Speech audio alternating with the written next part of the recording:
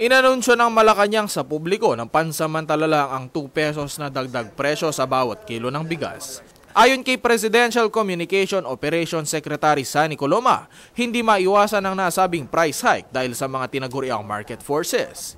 Tiniyak ng opisyal na patuloy ang pagmomonitor ng National Food Authority at Department of Agriculture sa galaw ng supply at demand.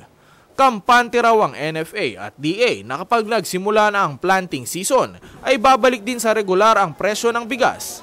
Samantala, isinulong ni Bayan Muna Representative Nery Colmenares sa Kamara na siyasatin ang biglang pagtaas ng presyo ng bigas sa bansa.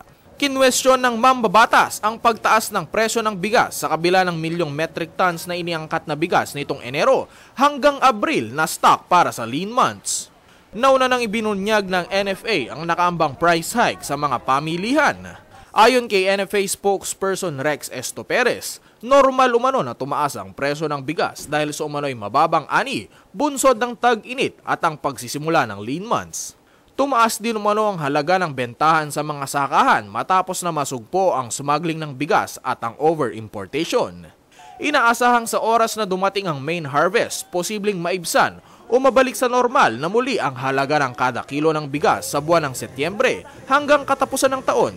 Umaasa naman ang ahensya na walang tatamang kalamidad sa pananim bukod pa sa nakaambang banta ng El Nino sa bansa. Aminado si Esto Perez na wala ng price ceiling at police power ang NFA, kaya tanging nagagawa raw nito ay gawing panatag ang merkado sa pamamagitan ng pagpasok ng NFA rice sa mga palengke sa wastong panahon.